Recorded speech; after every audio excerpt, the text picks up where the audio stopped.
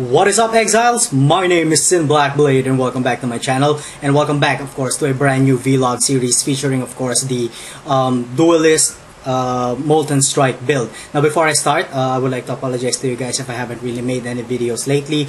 The reason being I have had a lot of work throughout the weeks and throughout the days, and also a lot of projects, so I hadn't really had any time to play any games, may it be Diablo 3 or the Path of Exile. But then I had some couple of free hours, and I decided to to make a build for this brand new skill gem in Path of Exile, which is of course the Molten Strike. So let's get into the build proper.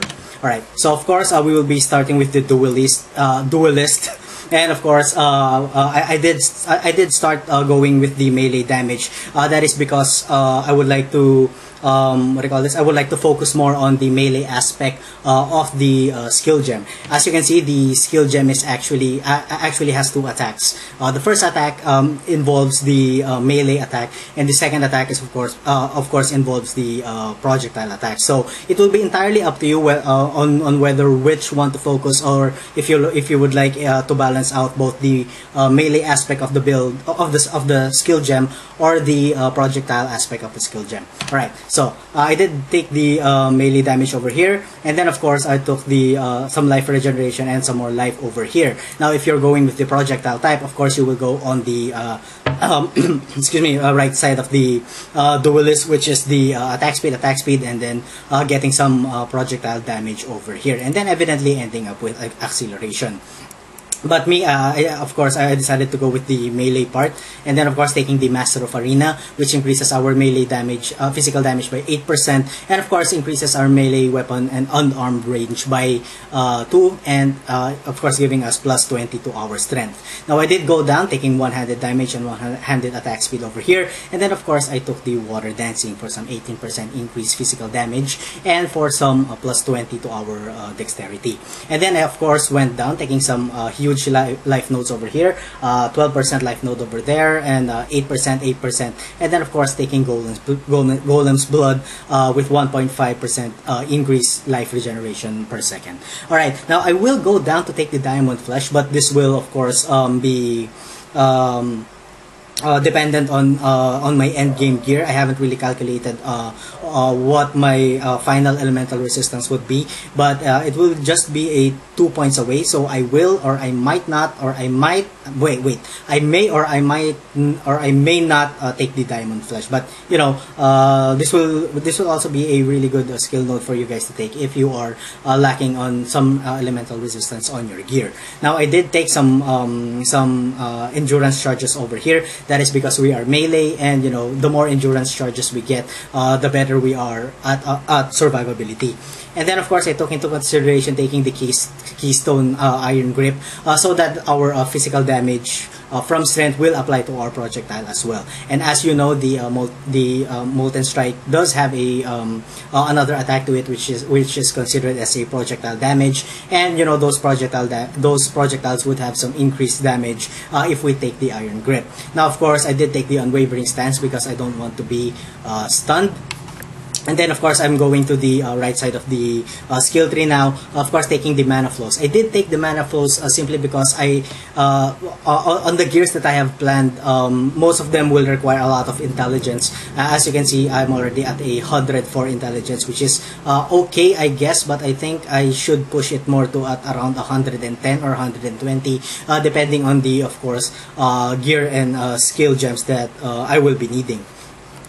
Alright, so that's the only reason that I took it. But if you could get your intelligence, additional intelligence in your gear, it is much more better. So that's another 2 more points that you'd rather spend somewhere else. But for me, I don't really have much plus intelligence gear, or good plus intelligence gear to my character. That's why I took the mana flows. So I did go to the right side, taking of course acceleration for some 12% increased attack speed, and of course taking leather and steel because I really don't want to run around the map really slowly. So yeah, that's the only reason that I take the leather and steel. But of course, if you're fine with that, these are another 3 more points that you could allocate somewhere, either through life or some more more damage. And then of course I took the iron reflexes because we are in fact melee, so I'm going to be using a lot of gear which involves a lot of evasion on them, so taking the iron reflexes will be good for me.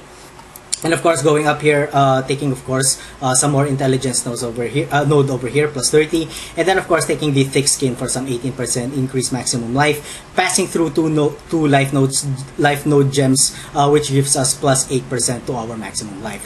And then of course I did take point blank. This is of course to increase the projectile damage of our attack. As you know, the Molten Strike of course has that second attack, which is projectile based, and since they don't go beyond a certain radius, which is well in the what I call this, in the description of the point blank, they will have that 50% increased damage. So it will be very, very good for you guys to take the point blank skill if you are if you are going to get the what I call this, if you are going to go for the duelist. But if you are going to go for ranger or either the shadow, you will, I think, evidently go down and yeah, you may pass through this line of skill tree over here, and then it will be good for you guys to take the point blank. Alright, so I did went up here, getting of course the getting of course finesse for some 8% increased attack speed and increased 20% increased accuracy rating and plus 20 dexterity. And then I went up to get the primary spirit simply because I just want the plus 20 to intelligence. If I have a better intelligence or some better intelligence gear, I would not take this. So that's the only reason that I took it. Plus, of course, I think it's really good to get some mana regeneration to your skill tree overall. But that's just my opinion. If you guys can live without it, then that's 2 points that you'd rather spend into other skill nodes instead. Alright, so I did take some more increased maximum life over here, and I went ahead and gotten the aspect of the Panther, simply because, like I've said before, I am going for the melee part of the skill gem. 16% increased physical damage with 100 weapons, plus 6% increased attack speed with 100 melee weapons, plus 10% to our maximum life, and a bonus of plus 4% to our movement speed, all with 1 skill point. So that is a very, very, very powerful skill node for you guys or for us to take. Alright, so I did go up here to get some more what do you call this? Some more life nodes, 8%, 8%, and some 10% over here, and plus 20 to our strength. And then I went up here to get some more 30%, 30 to our intelligence. And then evidently, the pattern would be I will go up here into the shadow skill part of the tree, and then get some conditioning for some 12% increased maximum life. And then I'm going over here to get some haste to get the plus 15% increased attack speed and plus 20 to our dexterity. And then evidently going up, getting some life and mana, and then some 12% increased maximum life, and then getting to mental acuity for the increased mana regeneration rate and the plus 20 intelligence. And then of course going for the fire damage and the blaze and the another fire damage over here, because the Molten Strike of course is a fire based skill gem. Mostly fire-based skill gem. I think there's a physical aspect to it, but yeah, it will be mostly fire-based, where the physical the melee part will be mostly fire-based, and of course the projectiles will also be fire-based. So it will be good for us to take some more additional fire or increased fire damage over here. And then since I'm going to be using a claw for a weapon, I would probably or most likely go to over to the far right side to take the claw damage and attack speed over here, and evidently getting the soul raker for the additional 4% life leech and the 12% increased physical damage with claws. And then I might go down here and get the claws of pride for some 18% increased physical damage with claws, and plus 8% increased attack speed with claws, and plus 25 to our maximum life. So that is 3 stats for 1 point. and of course passing through the some more claw damage and accuracy over here, and some increased what do you call this accuracy rating for our claws. All right, so that's about it for our for the plan, for the skill tree plan. I might get some more life nodes over here. That will really depend on if I do reach the threshold of at around 4k life. If I do reach it, then I'm not going to be spending any more points getting some more life over here. But if I lack, but if I do lack life, you know, I will evidently get some more life nodes over here. Now let's go to our gear. Now, as I've said before, I will be basing the my weapons on claws. Number one, because of survivability. This will I'm not exactly sure if this will be my, you know, end game what do you call this, end game gear. So I'm not going to be going to them in depth. But for my helm, I'm using this one for some life and, you know, life and resist, very common. And then this build will of course be based upon a shield type, so I will not be dual wielding. I will be using a shield and a weapon. This is a pretty good shield in my opinion, and I think I'm going to be use this till the end of the build. As you can see, plus 65 to maximum life, and it has a plus 24% increase. What do you call this? Elemental resistances, and add to that an additional 12% resistance to all elements, as you can see over there, and plus 31% to cold resistance. So there's a lot of resistance over here, and I think I'm going to be loving this shield a lot, and I'm going to be using it until the end. For my amulet, this won't be my end game amulet, I think, because it doesn't have any life. The reason that I'm only using this is for the additional 7 to 13 fire damage over there. And for my ring, I'm only using this for the 13 to 26 additional fire damage. I'm not exactly sure if I'm going to use this until the end game. As you can see, the life is really low. It's only at 21%, and I'm only getting a plus 16% fire resistance. So I'm not exactly sure if I'm going to use this up until the end. We'll just have to see. For my armor, this is not, of course, my end game armor. I'm just using this because I've finally reached 53, and I would love to have you know, a better armor than what I had previously. So that's the only reason that I'm using this. For my other ring, again, this won't be my end game ring. The only reason that I'm using this is for the 5% increased fire damage and the 7 to 14% additional fire. What I mean is 7 to 11%. 7 to 11 fire damage that you can see over there. So I'm not exactly sure if this is going to be my end game ring. What I really want is some high roll of life, and of course some more resistances that will, you know, at least cap out my resistances. You know, not too much, but at least cap out the two resistances that I really want to cap out, which is lightning and fire. Now, when it comes to my glove, my gloves. I am thinking about you know, maybe using this up until the end, simply because I'm getting a 3% life leech and 3% mana leech. So we'll see on how our build will progress. If I cannot reach the maximum 4000k in life, I may go with just a rare gloves with life and resistances. For my belt, I may or may not again use this. I'm only using this because it has a lot of physical damage and a lot of damage into it. As you can see, 35 to strength, and then an additional 25 to strength, and then an additional 10 to 20%, what I mean is 10 to 20 physical damage, and 10% increase maximum life, and plus, you know, 10% increase to our cold resistance, which is a really good belt in my opinion.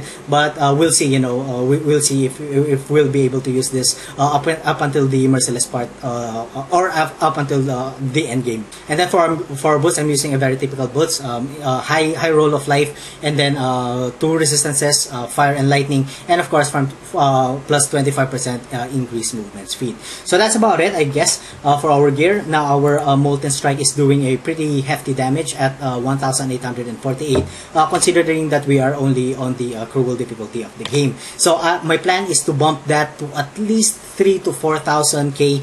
I'm not exactly sure if we'll be able to reach that when we reach the merciless difficulty. We'll have to see. We are doing good with our fire damage at 300, and what I mean is 151 to 352. Now for defense, we are doing pretty good. Our armor is at 3,835. That is of course with our grace on, and which has a damage reduction of 59%. Our fire resistance is at capped at 75%. Our cold resistance is capped at 75%. Our lightning resistance is only at 70%, only lacking 5%. But with some gear tweaks, when we get into higher levels and into the merciless difficulty, I believe that we can, we can cap the resistances. Alright, so that's about it. When it comes to the skill gems that I plan to attach on the Molten Strike, of course, number one, I will be attaching some faster attacks over there. That is already in my plan, I'm not going to remove that. And then of course we need some multi-strike, since the skill gem is of course melee. Adding a multi-strike there will be very very beneficial for the overall success of the Molten Strike.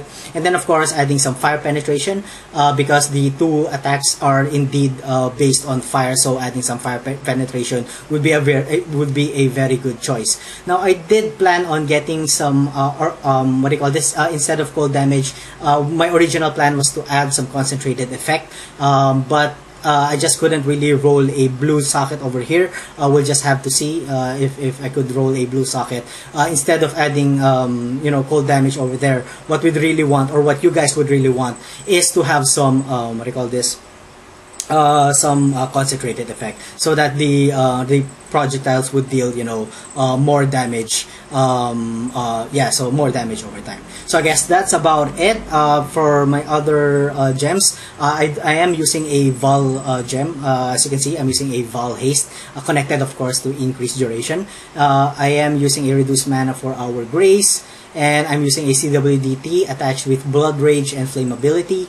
And what else? I do have some shield charge, and the use of this shield charge will actually be two. One is to getting into the fray, and then the other one is to getting out of the fray really quick. So it's a pretty good skill in my opinion. I haven't really planned out what skill gems I'm going to attach to it yet, but for now it's working just for movement, just for getting into the fray and for getting out of the fray. Now for my last gems, I'm using another what do you call this, CWDT attached with of course Enduring Cry and Molten Shell. So alright, so enough talk, let's get into some gameplay, and let's go ahead and kill Cole if we could find him as fast as possible. Hold on, let's skip on these enemies right here. Now again, I do apologize if I haven't really made any videos, guys. You have to understand that I have work, and in my line of work, if I have a lot of projects, I would have really small time to, or a very few hours to play the game, and that won't be enough, especially if I'm going to play Path of Exile, because this game is very demanding on our time. And then I did decide to get into playing Path of Exile again, simply because of, open the goddamn door. All right, simply because of the brand new skill gems that came out, and I'm really interested into seeing how I could build the character basing on those skill gems. Also, another skill gem is another brand new skill gem that came out was the what was it? Glacial Cascade, I think, and I do plan on making some more vlogs about that. Alright, so as you can see, we are doing pretty good with the skill gem. The projectiles are actually doing a pretty random but pretty good damage indeed. Yeah, if we could find no, not here. Alright, so if we could find Cole so that we could kill him already. We are already on the beyond the 15-minute mark, I believe. Hold on. What the hell? Open the goddamn door! Oh, I lagged. What I mean is I desynced. Sorry about that. Hold on, there's an elite pack over here. I mean an elite boss, sorry. So I will still be going back and forth into playing Diablo 3 and this game, but for now I think I'm going to focus on finishing the two builds that I really want. Again, this build, the Molten Strike build, and of course the Glacial Cascade. Alright, I'm taking too much time here. Let's go ahead and find Cole. Where the hell is that guy? Alright, I believe that he is here, but hold on, let's just kill all of these blue mobs over here. Okay, they're all dead. Get some more, get the mask over there. And I believe that, are you here? Is he here? No, he's not yet here. Where the hell are you? Oh no, this is a, that's a corrupted place. Oh, hold on. Yeah, okay. Let's test it here. I do hope that I don't die, because I think I've died at least 3 times entering a corrupted rift. Oh no, this is not called a corrupted rift. It is called a, I don't know what it's called. Anyway. Okay, so as you can see, we are doing pretty good with oh, it's a unique. We are doing, oh my god, another lag, really? So the skill is doing actually pretty good, and I'm really interested in, you know, further improving the improving the build, and whether or not it will survive in the merciless difficulty. So getting some more elite over here. So we'll dispatch that really quick. Oh, we're refusing. That's good. Nice. And then let's get rid of the chest. And then, okay, so this is the boss. I'm going to be going in a little bit defensively, because this guy's hit really hard. And yeah, I don't think that I'll be able to. Let's go. Okay, we're doing good. We're doing good. We're doing good. Oh, wait. Alright. Okay, so we did really good. As you can see over there, we've defeated the boss quite fast, actually. Wasn't expecting that. The last time he almost killed me. I don't know. He probably desynced, and yeah. Well, anyway, so that's about it for me, guys. So thank you so much for watching. If you guys enjoyed the content, please like, comment, and subscribe. And as always, see you guys on the next part of the video. Have a good one. With a good shield with light and resist, then I suggested to take the necromantic aegis. This of course will increase all of the bonuses. Will apply all of the bonuses from your shield instead to you. It will be applied for your